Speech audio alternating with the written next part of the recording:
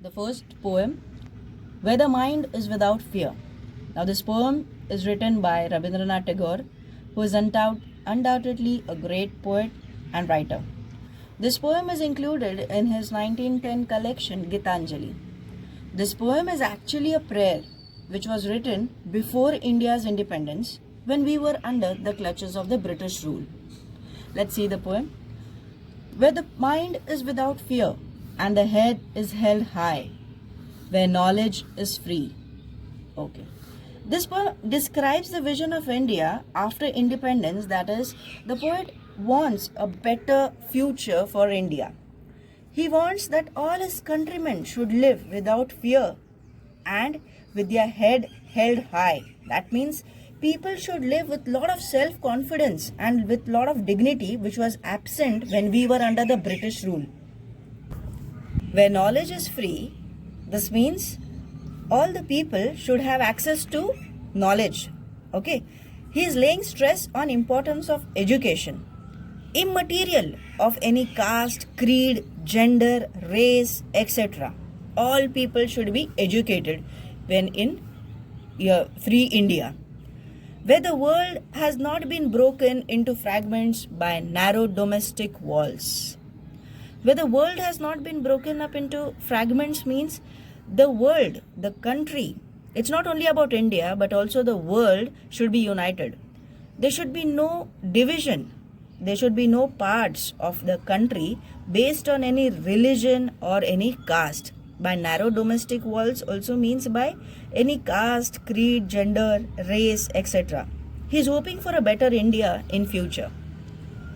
Okay. Next, because God has created all human beings as one, so there should be no discrimination on the basis of religion or color. Where words come out from the depths of truth, where tireless striving stretches its arms towards perfection. Now these lines suggest that all the countrymen should follow the path of truth only.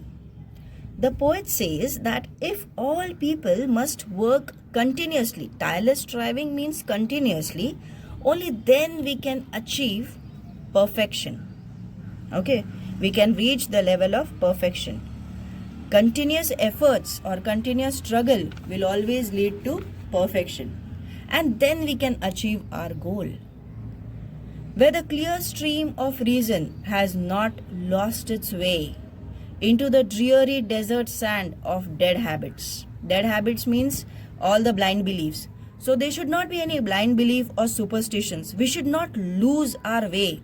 Like the stream has a clear vision. So similarly, we should be also very clear in our thoughts, and we should have correct reasoning or logic. In spite of just believing anything, we should always be reasoning. We should be rational. One should believe only such things which have correct reasoning or logic. Any such actions which will be harmful for the country should never come into our minds. Forward by thee into ever widening thought and action, into that heaven of freedom, my Father, let my country awake. The poet is hoping again a better, much better future for India.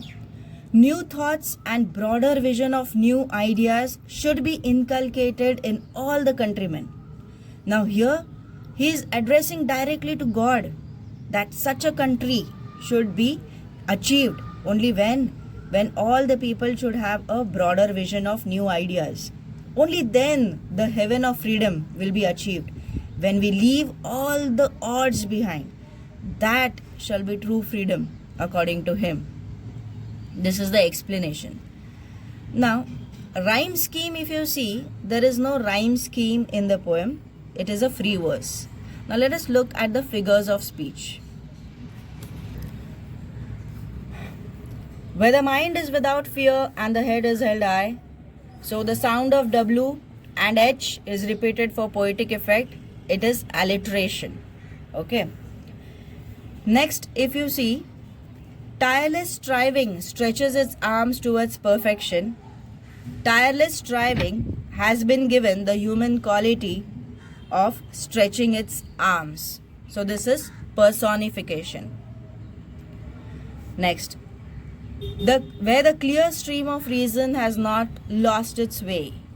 Okay, so reason has been indirectly compared to the clear stream. This is metaphor, indirect comparison. In my in the next video, I'm also going to upload the figures of speech. Into the dreary desert sand of dead habit, D. The sound of D is repeated, so this is alliteration.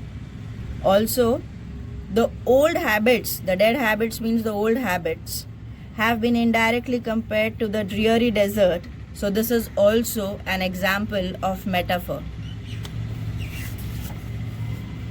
Into that heaven of freedom, my father, let my country awake. This is apostrophe because the poet is directly addressing to God. Thank you.